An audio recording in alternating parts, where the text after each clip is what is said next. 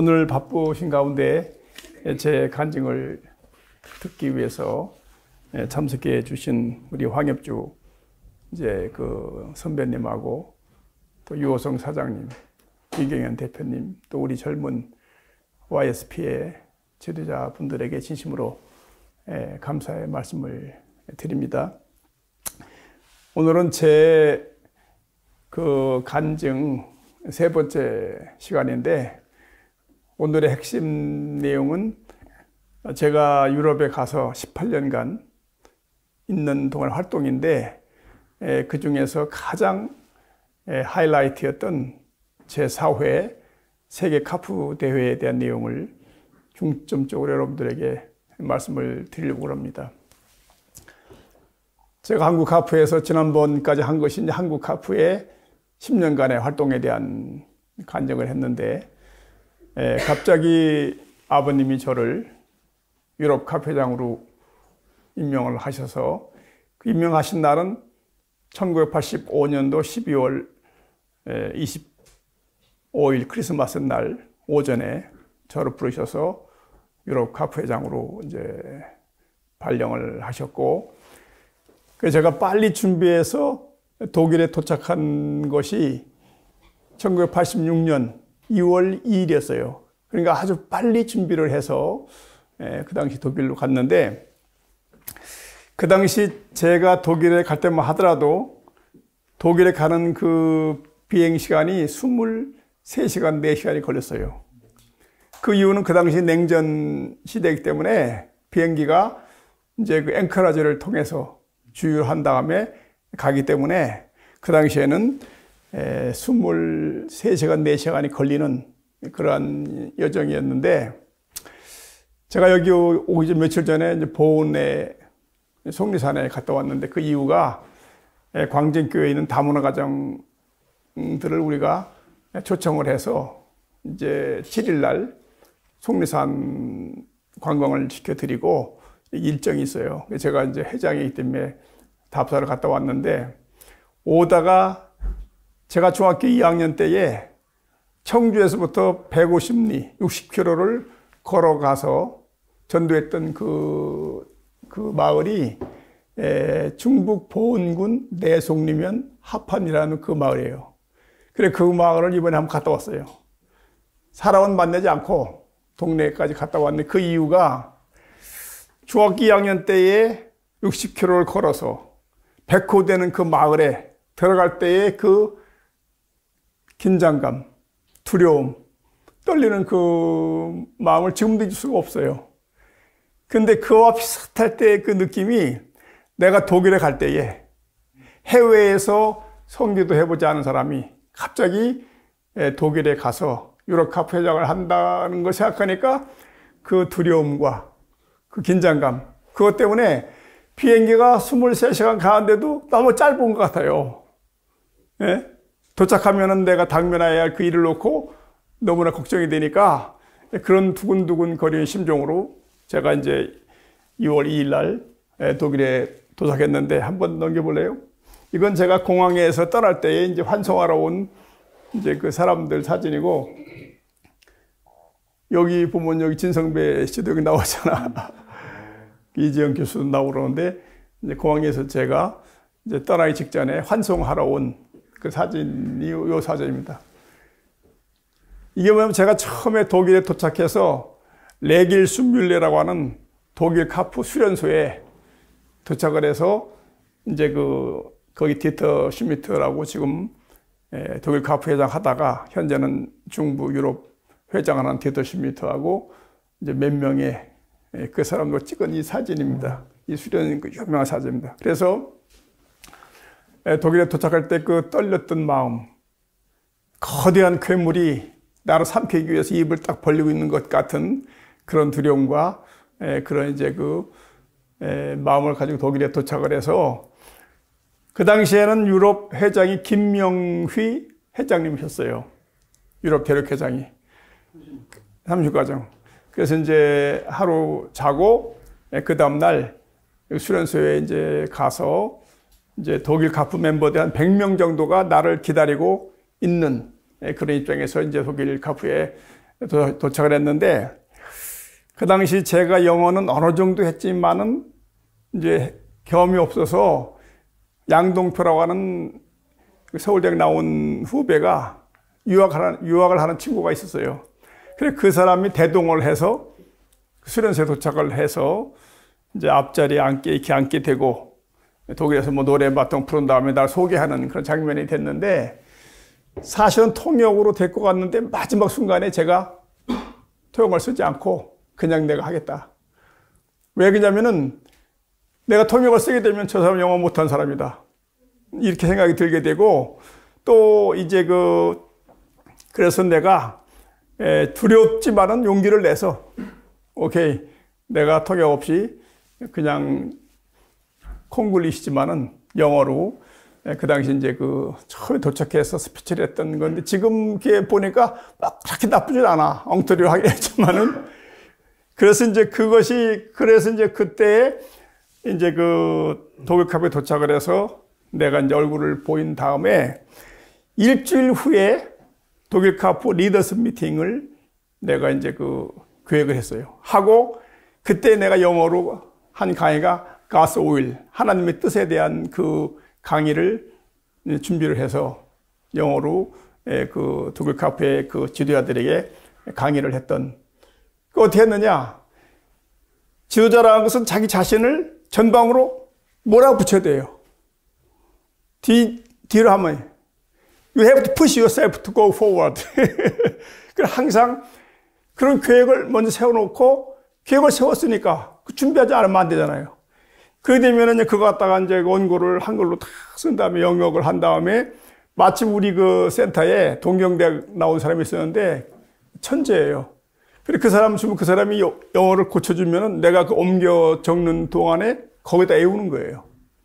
그런 과정을 통해서 도착한 지 얼마 안 돼서 이제 영어로 독일의 카프 멤버들에게 하나님의 뜻에 대해서 내 책에 내어 있는 그 내용이 강의했던 그런 책이 나오는데, 그 당시 제가 독일에 도착하니까 이제 독일 책임자가 디터 슈미트라는 의대 다니는 학생이었었는데, 그 사람이 의대를 다니다가 학교를 중단하고 독일 카프 회장을 하고 있는 그런 때였어요.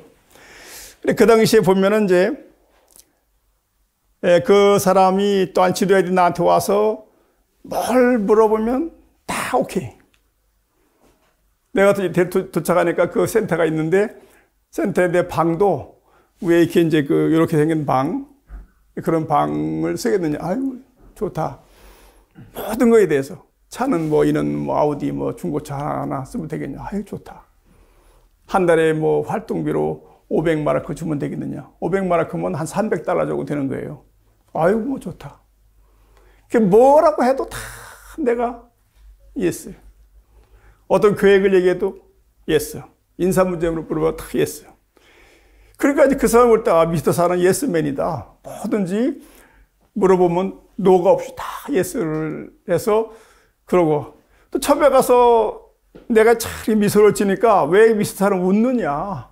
뭐가 좋다고. 그럴 정도로 이제 항상 미소로 대하고 예스맨이 대했는데, 그 후에 디터 슈미트가 간증을 들어보니까 처음에는 미스터 사가 뭐든지 예스 해서 그냥 편한 사람인 줄 알았는데 6개월 딱 지나고 보니까 미스터 사가 자기 목을 딱 잡고 있더라는 거예요. 그 왜냐면은 처음에 가서 알도 못하는 사람이 내 의견 얘기하기보다는 그쪽의 의견을 듣고, 근데 듣는 걸로 끝나는 게 아니라 반드시 그걸 난 체크를 해요. 내가 언제 이렇게 한다고 그랬는데 했느냐? 아유, 안 했다고. 그 언제 할 거냐? 모든 것을 듣고 지나가는 것 같지만 다 그걸 정확하게 기억했다가 하느냐 안 하느냐를 다 이제 체크를 하고, 또 인사 문제에 대해서도 네가 그 당시에 이 사람이 해서 했는데 그거 어떻게 됐느냐? 그런 식으로 해서 하나하나를 이제 체크해 나가다 보니까 그 사람 말에 가면 6개월 정도 되다 보니까 미스터 사가 자기 목을 딱 잡고 있더라고. 그래서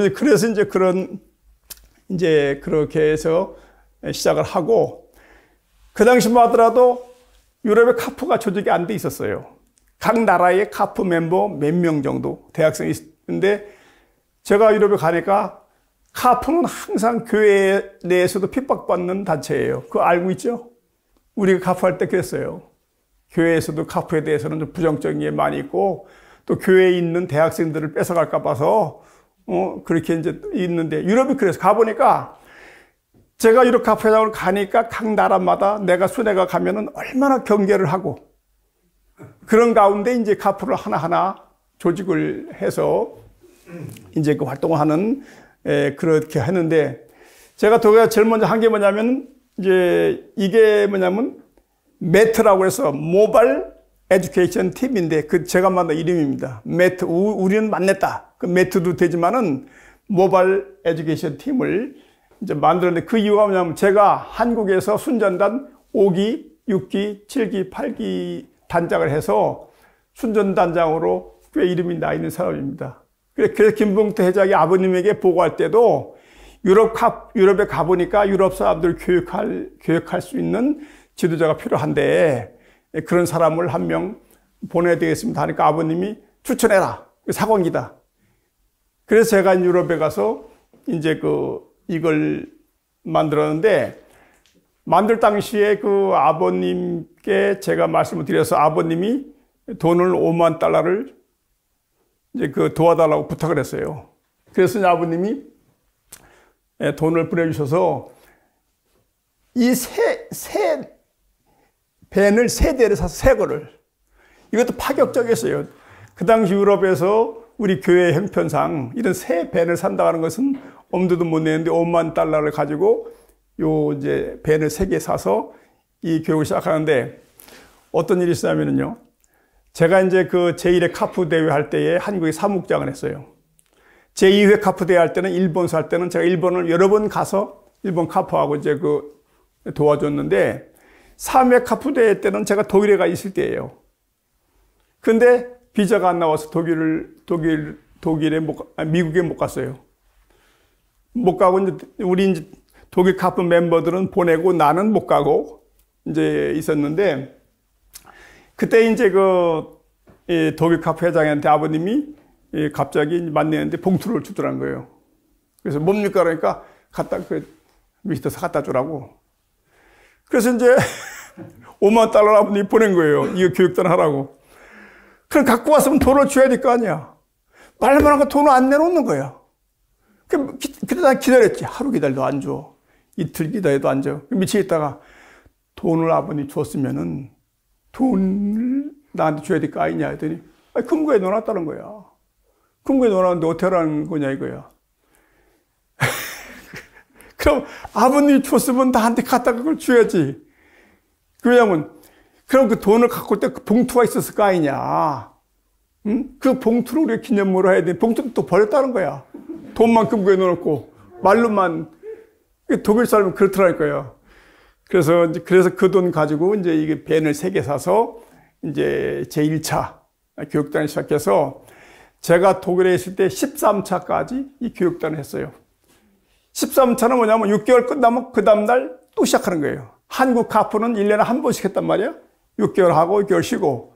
근데 유럽에 가서는 1년에 2번씩 계속해서 제가 유럽에 있는 동안에 13차 매트까지 만들어서 교육을 하고 그 후에 유럽 회장이 제가 이제 되는데 좀 사진을 좀 넘겨보세요. 그 사진입니다. 여기다 이제 그 당시 이제 우리 거의 조인했던 사람들의 사진 또 한번 봅시다. 그 다음에 그 당시 내가 유럽에 있을 때 그 교육단들을 한국에 데리고 왔어요. 그때 한국 카프에서 공항에 이렇게 나와서 유럽에 이제 Welcome to Korea 유럽 카프 모바일 에듀케이션 팀이라고 되어 있잖아요. 프랑카드를 써가지고 한국 카프에 열렬히 환영을 해서 이 사람들을 한국의 중요한 데를 다 보여주고 아주 참 뜨겁게 환영을 했던 그 사진이 바로 이 사진입니다. 그래서 그러면 제가 86년 2월 달에 갔는데 87년에 제4회 카프대회가 열린 거예요. 카프대회는 아버님이 1차, 2차, 3차, 4차까지는 직접 정해 주셨어요. 1차는 한국, 2차는 일본, 3차는 미국, 4차는 독일. 그러니까 아담, 해와 가인, 아벨 그 4나라입니다. 섭리의 4대 중요 국가예요. 한국이 아담 국가, 일본이 해와 국가, 그 다음에 그 독일은 가인 국가, 미국이 아벨 국가예요.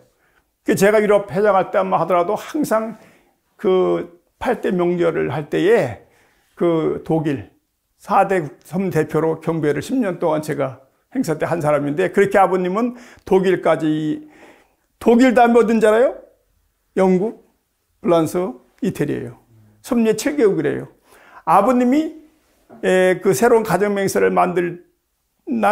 만들긴 날 새벽에 제가 그 자리에 있었는데, 아버님 한숨을 푹 쉬더니 내가 40년 동안 하루에 3번씩 섭리 7개의 나라를 위해서 기도했다.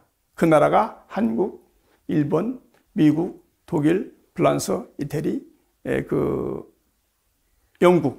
이 7개 나라를 위해서 항상 아버님이 이제 기도하셨고, 물론 이 7개 나라는 승전국, 2차 대전의 패전국이 다 들어가 있는 그런 중요한 나라인데, 그래서 이제,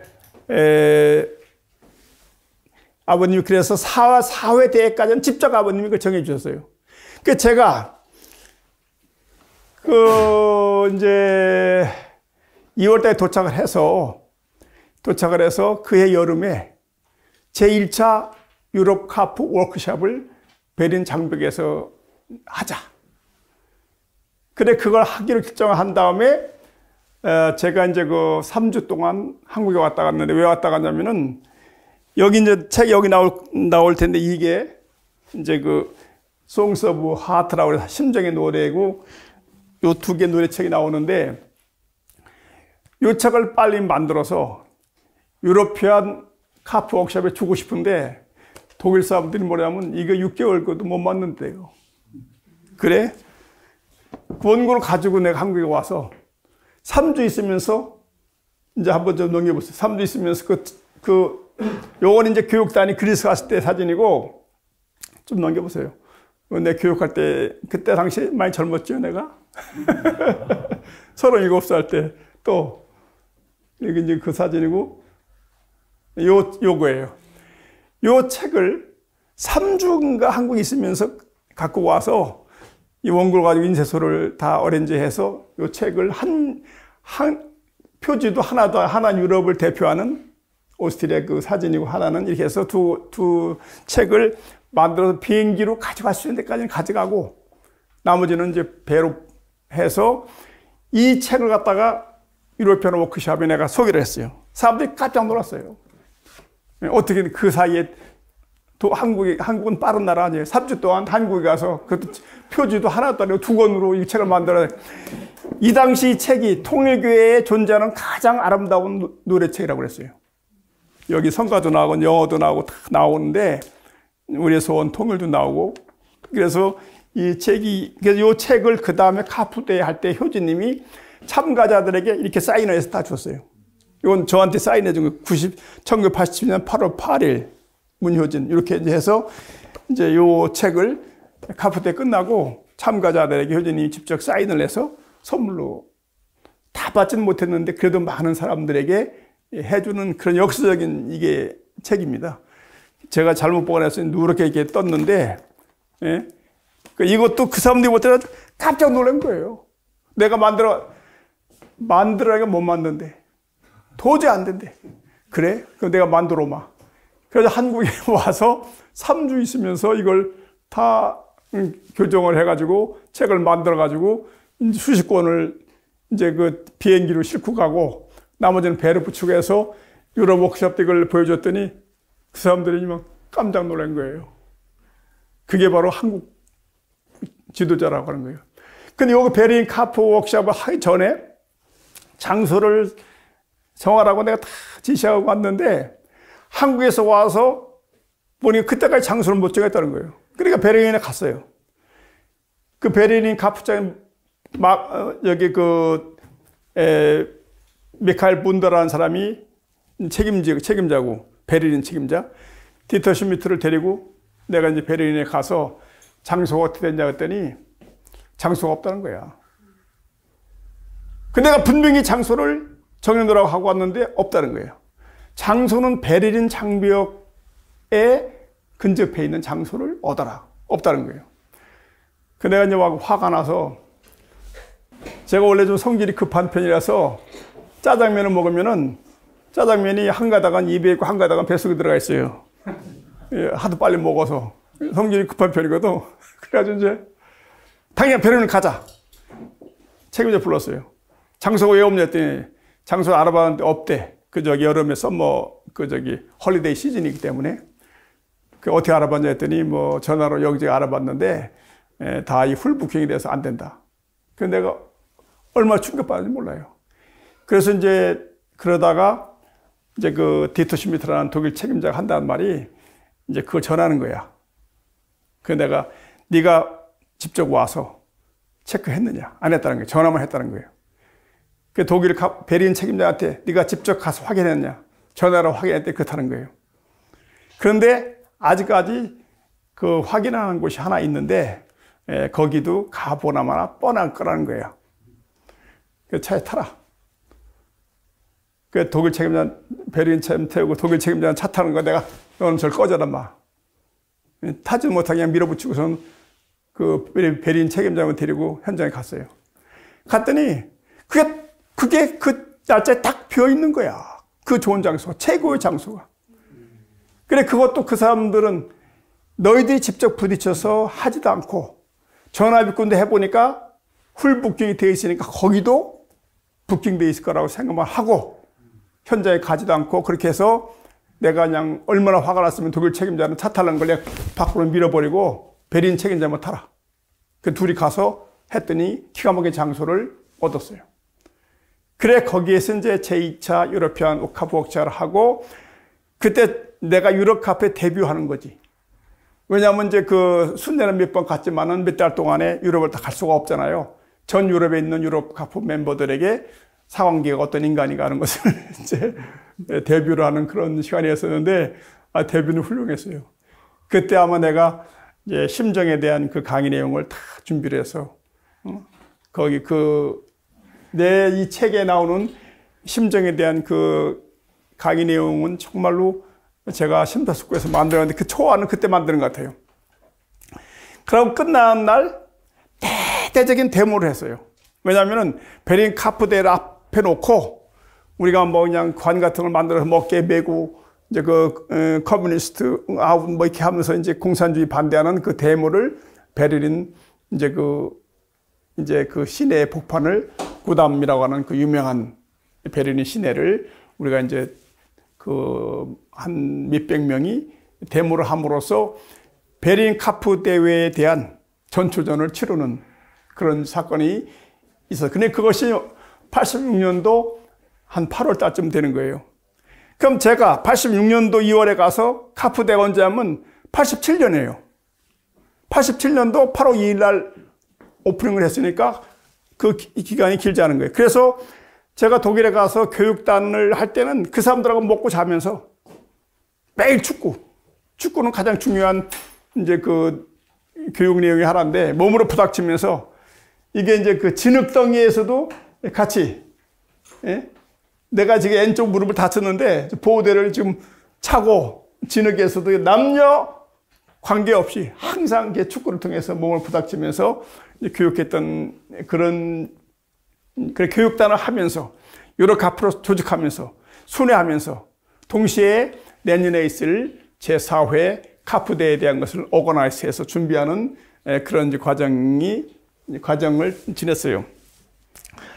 우선 베린 카프대회에 대해서 말하기 전에 카프대회를 조금 설명하면은 카프대회를 하라고 지시한 것은 아버님인데 언제냐면은 84년 6월 18일 날 그날 아버님이 한국 카프 회장 김봉태 회장, 일본의 오타 회장, 미국의 석주로 박사를 불러서 카프 대회를 해라.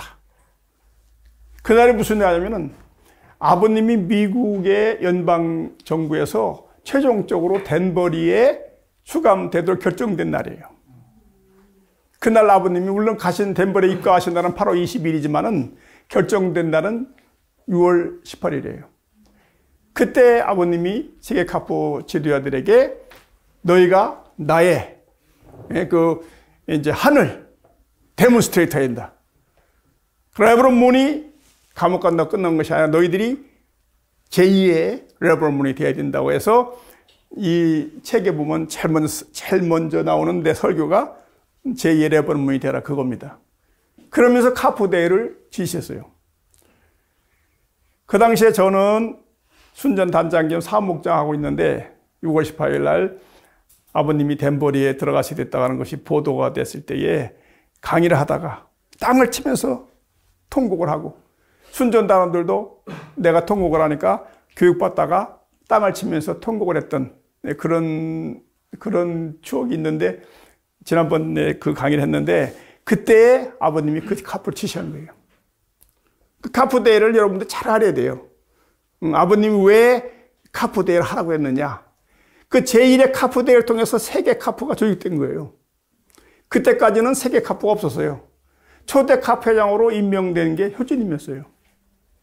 효진님은 제1의 카프데이에 못 오셨어요. 왜냐하면 제1의 카프데이를 통해서 효진님이 월드카프 회장으로 추대는 됐지만 그 당시 효진님은 1회 카프데이는 참석하지 못하고 1회 카프데이를 통해서 효진님이 세계 카프회장으로 됐는데 그것도 아버님이 임명한 게 아니에요. 아버님이 세계 카프 지도자들 몇 명을 불러서 세계 카프회장을 임명해야 되겠는데 누가 좋겠느냐. 그래 그 당시 우리는 뭐 김봉태 회장이 하는 게 좋지 않겠나? 한국 회장이니까. 아니면 석박사 하는 게 좋겠나? 이랬는데 나중에 우리가 한 결과 효진님을 추대하면 어떠냐. 그래서 효진님에게 아버님께 효진님을 말씀드리니까 아버님이 효진을 시키라고 된 거예요. 아버님은 효진을 시키고 싶은 마음이 딱 있는데 아버님이 직접 안 하시는 거예요. 우리가 추대하는 형식을 통해서 효진님이 제1의 카프대의 회장으로 임명하는데 그 당시 저는 한국의 사무국장이단 말이에요. 사무국장인데 김봉태 회장이 그때 이제 돌아오셔서 제1의 카프대회가 84년 11월 12일 날 서울에서 열렸는데 그때 이제 그 아버님 덴버리에 들어가신 다음에 막 8월 말경에 한국에 오셔가지고 갑자기 제1의 카프대회를 준비하라는 거예요. 그 생각해 보세요. 내가 사무국장으로서 제1의 카프대회를 준비하는데 얼마나 어려웠겠는가.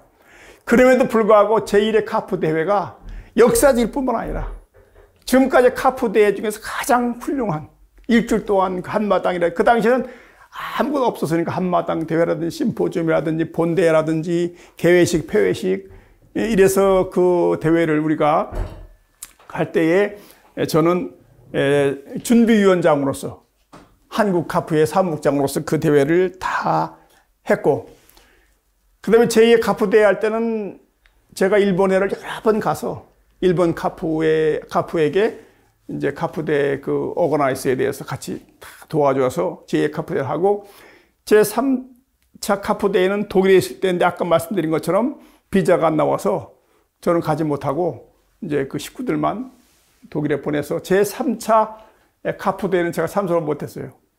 그런 와중에 이제 제가 유럽에 가서 처음에 몰랐는데 유럽을 생각하니까 아버님이 나를 유럽에 보낸 것은 바로 제4차 카프 대회를 준비하기 위해서 보냈구라는 것을 그때 알게 된 거예요. 그래서 제4차 카프 대회가 간단한 게 아니에요.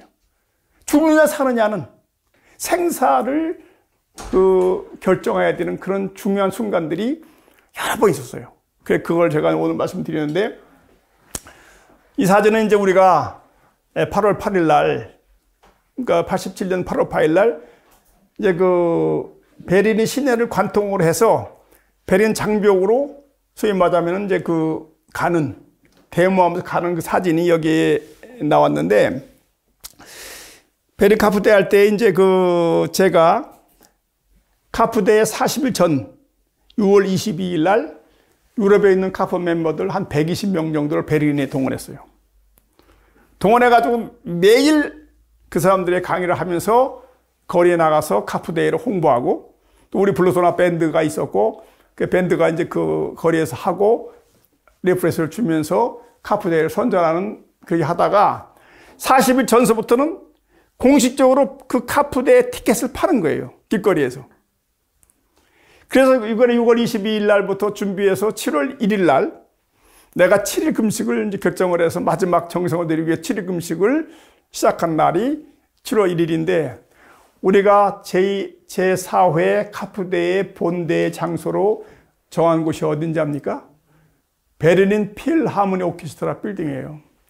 그건 독일을 상징할 뿐만 아니라 베를린을 상징하는 건물이에요. 거기에 컨덕터가 누군지 알아요? 카라얀이에요. 카라얀이라는 대음악가가 그걸 하는데, 베를린 필하모니 오케스트라에는 여자가 없습니다. 남자들만 그 연주를 하는 거예요. 그래, 그 유명한 그 카라얀도 여자를 집어넣으려다가 못 집어넣었어요. 그만큼 소위 보수적이고 트레디셔널한 베를린 필하모니 오케스트라 그 빌딩에 우리가 계약을 했어요.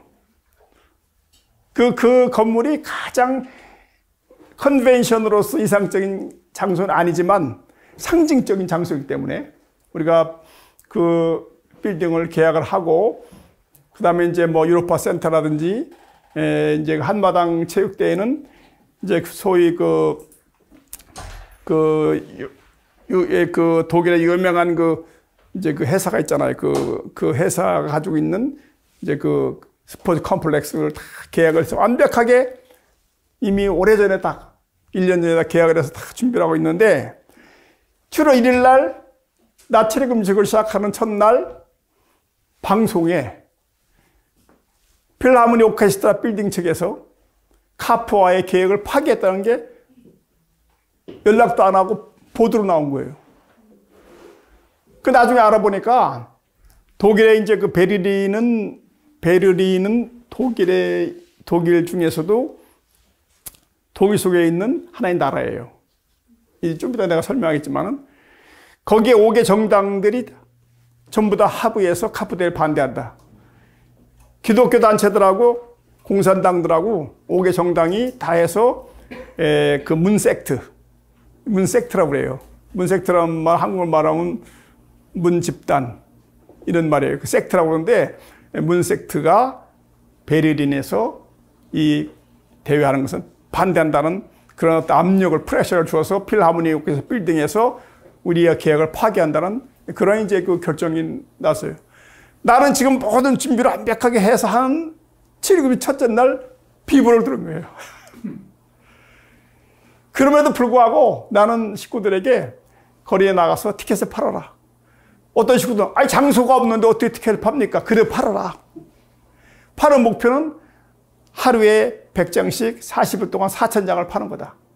4,000장을 팔으면 1,000명 정도는 오지 않겠느냐. 그래 그 당시에 그 티켓 값이 그렇게 싸지는 않았어요.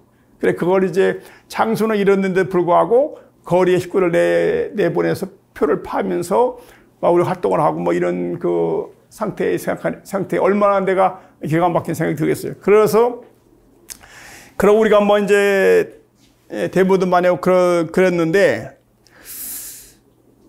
근데 그 놀라운 일은요, 그런 와중에 7월 9일 날 ICC 인터내셔널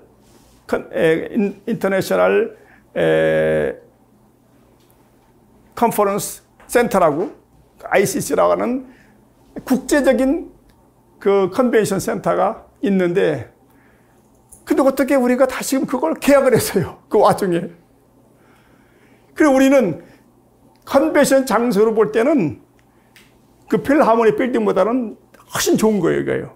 인터내셔널 컨벤션 그 센터가 그런 그 이제 그 장소를 계약을 해서 천만다행으로 생각을 하고 활동을 전개하는 그런 노정에 우리가 이제 있게 되는 거예요. 그런데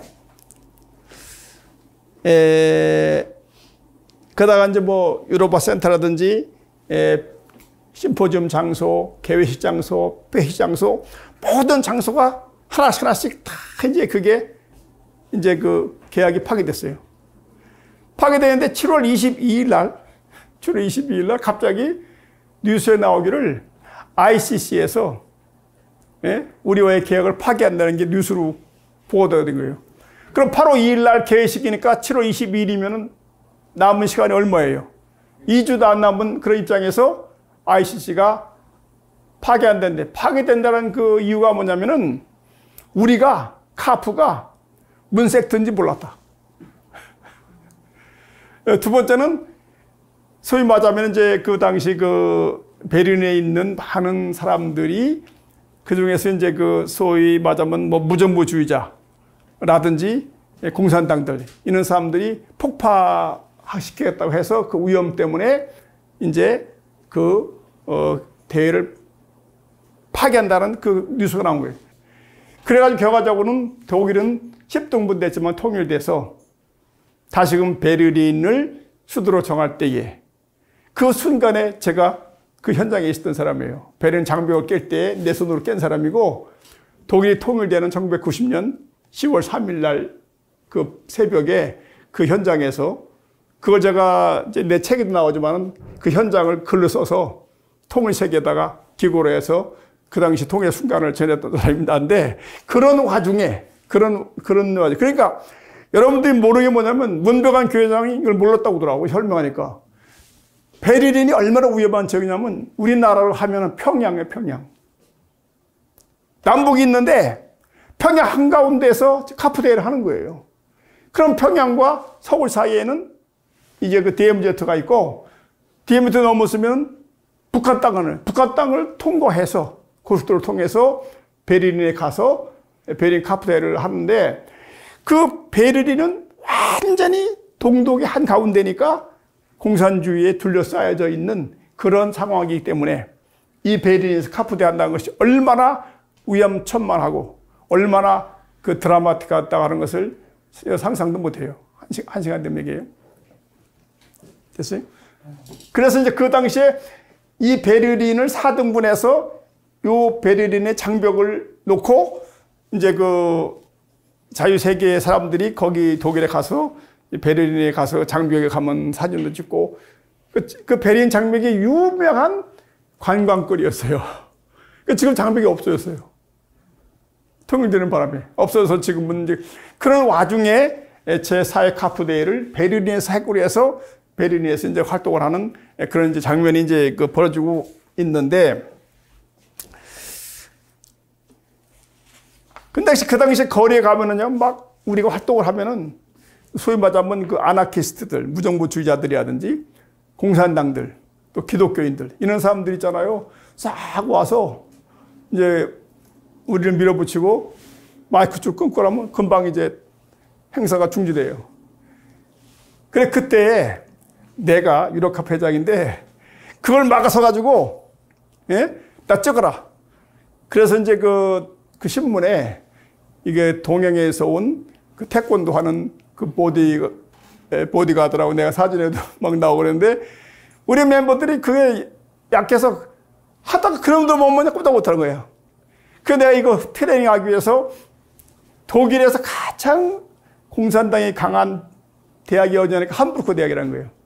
정예의 대원 40명을 데리고 함부르크 대학으로 갔어요. 함부르크 대학 독일에 가면 이제 그 아스타라고 하는 학생의 조직이 있는데 사실 아스타는 전체 학생이 5%도 안 돼요. 한국 운동화랑 똑같아요. 근데 그 아스타들이 독일 대학을 점령해가지고 공산당들이 독일의 그 학생회라든지 대학을 완전히 점령할 때가 그 당시에요. 그래서 함부르크 대학이 가장 공산당이 센 대학이라. 그럼 내가 40명을 데리고 함부르크 대학에 가서 어떻게 싸우는가 하는 걸 보여줄 테니까 가자. 가기 전날 40명을 다 해놓고 1번, 2번, 3번, 4번, 5번, 6번, 7번, 8번, 9번 해서 4개 조로 딱 편성을 하고 4개 조의 인원을 1번, 4번, 10번 다 정해서 다 스크럼 짜는 방법을.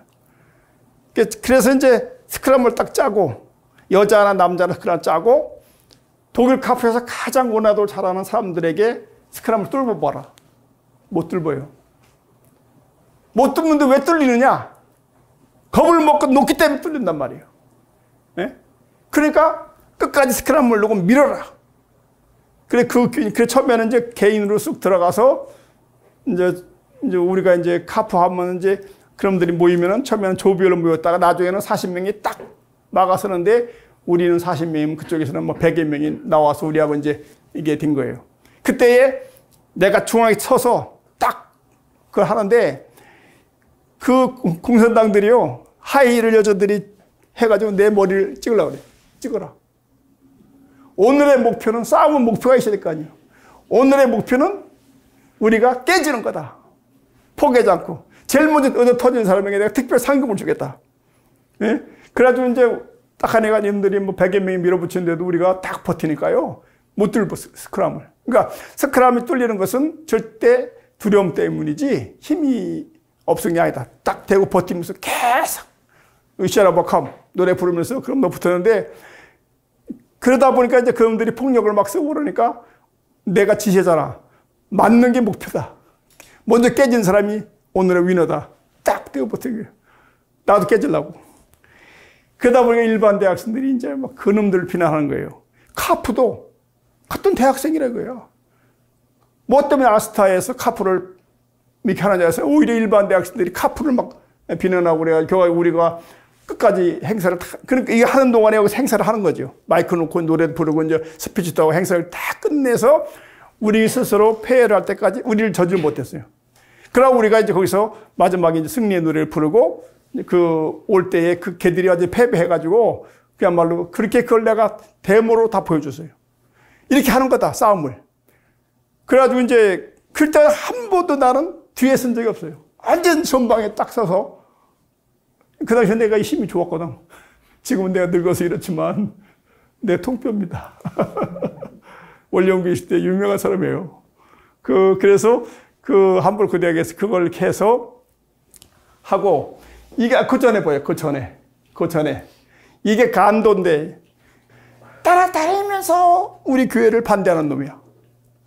그래 하루는 이놈이 우리 반대로 나온 내가 잡았어 이렇게. 이게 이다우라고 서울대 나온 이다우인데 다우하고 나하고 둘이 저놈을 딱 잡아서 사진이나 지금 처음에 내가 누군지도 모르고 좋다고 사진 찍은 거야. 내가 유럽하고 책임자도 모르고.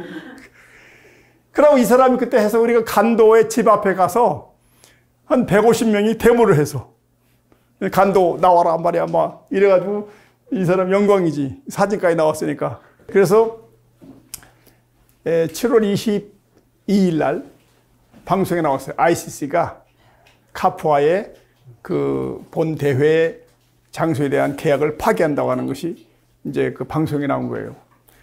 방송에 나오고 23일 아침에 그 시장이 미세스 로우린인데 원래 시장은 남자인데 그 시장이 휴가를 가는 바람에 그 부시장이 시장에 대행을 하고 있었는데 그 사람의 이름이 미세스 로우린이라는 여자 부시장이 시장이었어요. 그 사람한테 인터뷰를 했어요. 인터뷰를 하니까 이 사람이 뭐라고 했냐면은 프랑크푸르트 대법원에서 카프와 통일교회는 크리미널 오가니제이션이라는 판결이 있었기 때문에 나는 크리미널 오가니제이션인 카프가 베를린에서 어떤 대회하는 것을 반대한다. 이렇게 이제 그 인터뷰를 한 거예요. 근데 그게 하늘의 역사였어요. 왜 하늘의 역사였냐면은 근데 우리 그 변호사가 그 말을 듣고 그 당시에 판결문을 다 읽어본 거예요. 읽어보더니 전화가 왔어요. 디터 슈미트한테. 하늘이 카프를 돕는 것 같습니다.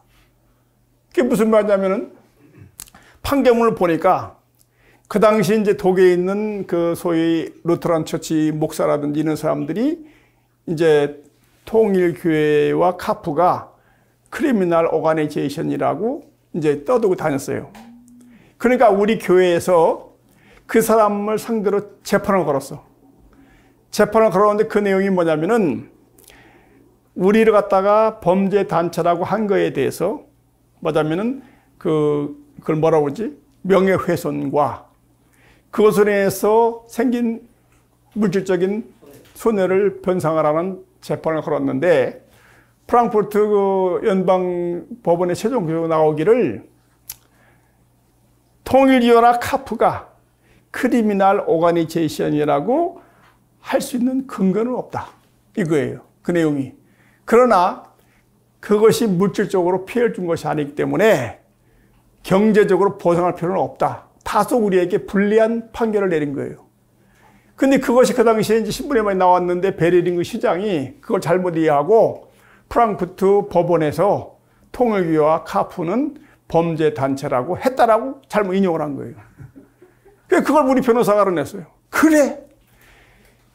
그래서 우리 변호사가 즉각적으로 이제 그 시장 쪽 얘기를 해서 그것은 명예훼손이고, 이제 거짓 그 사실 유포에 대해서 강력하게 항의하니까 시장이 아차한 거예요.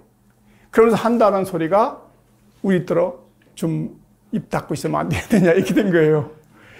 그 당시 23일인데 8월 2일날 개회식을 해야 되는데 입 닫고 있어요. 그 당시 우리가 만든 것이 enough is enough예요. 판플의 제목이 enough is enough란 말은, 예? 그러니까 할 만큼 했다, 참을 만큼 참았다, 해도 너무한다, 그런 뜻으로 해서 그걸 해서 베를린 시내에다 도배를 한 거예요.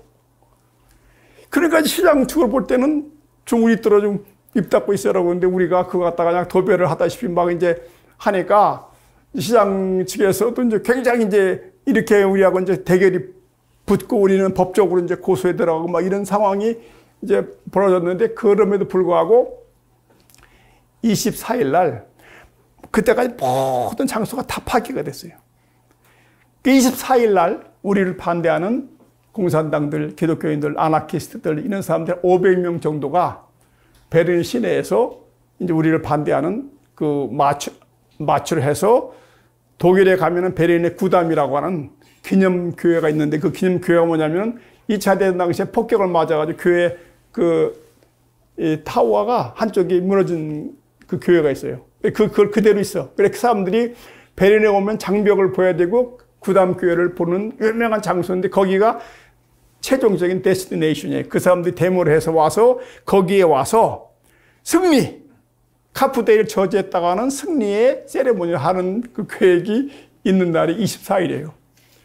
근데 그놈들이 출발한 데가 우리 카우사가 있는 우리 건물 앞에서 출발을 해가지고 베를린 시내를 통과해서 이제 그 자리에 오는데 우리 카프 멤버들 100여 명은 그 자리에 서서 활동하는 거예요. 활동하는데 경찰이 와서 조금만 있으면은 그 데모대들이 여기 오는데 오면은 그 사람들이 마스크를 썼다. 마스크를 썼다는 말은 폭력을 행사한다는 말이다.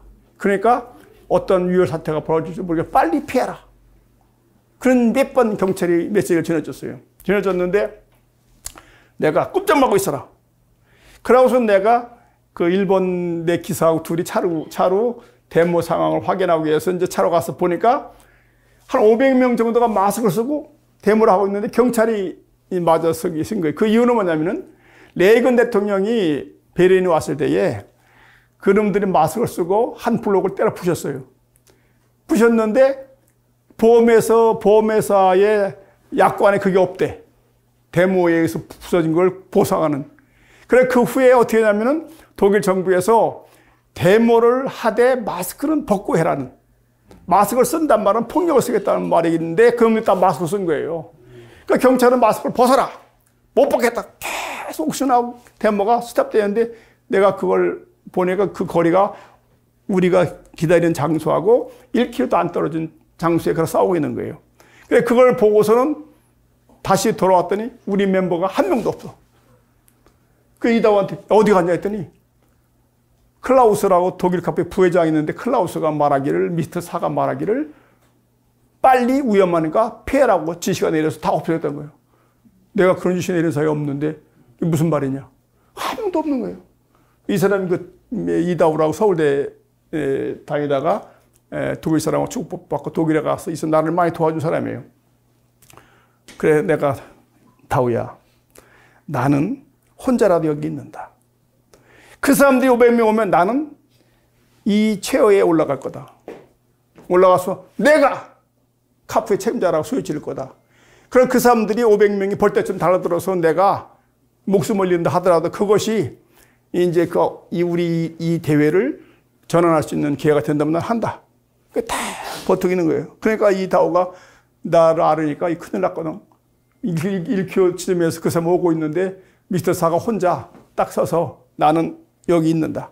있는 게 아니고 그 사람들 오면은 벤치로 올라가서 그 사람들 향해서 나는 소리 지르면서 대응할 거다. 그러면 그놈들이 마스크 썼으니까 뭐 나한테 밀어버리고 뭐 밟든지 그때는 뭐 죽음도 걱정 안 될 때예요. 그러니까 이다오가 그냥 여기저기 하니까 우리 멤버들이 아이스크림집이라든지 커피숍에 다 숨어 있다가 미스터 사가 좀 혼자 서 있다 그러니까 나중에 20-30명이 나왔어. 그 20-30명하고 거기 다 버티고 이렇게 있는 거예요. 있는데 도착할 시간이 되게 얼마나 내가 한편으로는 겁이 나. 한 500명 정도가 막 밀려 들어오는데 내가 혈연단신으로 맡겠다고 서 있는데 이놈들 오질 않는 거야. 기다려도. 그 나중에 보니까 경찰들은 마스크를 벗어라. 그놈들 못 벗겠다. 그 결국은 그 사람들이 마스크 벗는 걸 거부해가지고 경찰들이 150명을 잡아서 수갑을 쳐가지고 닭장차에다 실어버린 거예요. 그래 그 데모가 거기서 유산이 돼가지고 개인적으로 뿔뿔이 흩어져가지고 못 온 거예요. 왔으면 어떻게 됐겠나. 예?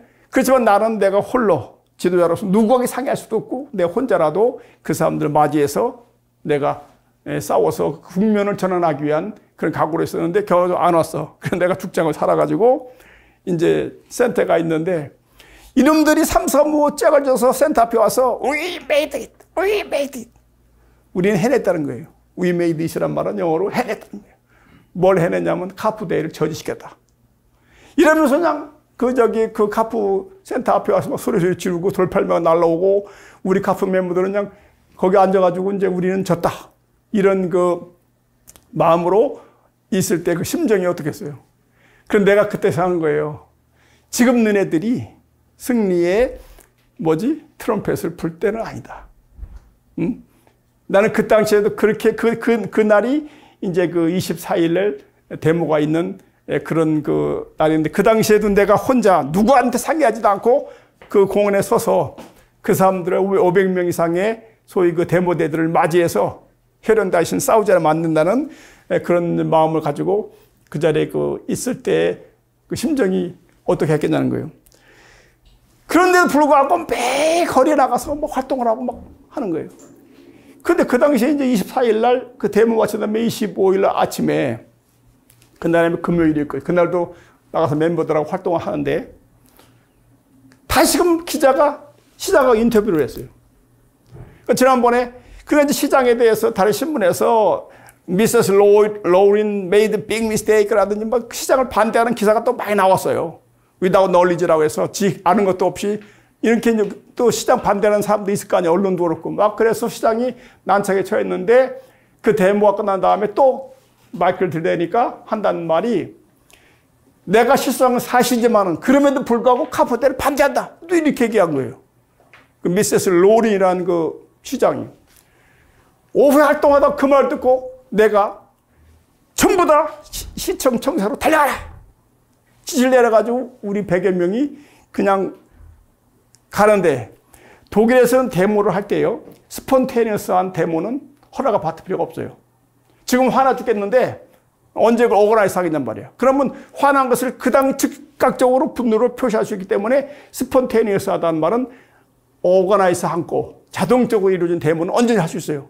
우리는 이건 그 시장의 발표에 대해서 분노했기 때문에 스폰테니어스한 데모이기 때문에 가자! 그래서 그냥 그 베를린 시청사로 한 100여 명이 쫓아가서 거기서 하니까 경찰 얘기가 스폰테니어스한 데모를 하더라도 시청 청사로부터 1마일 이내에서는 못한다.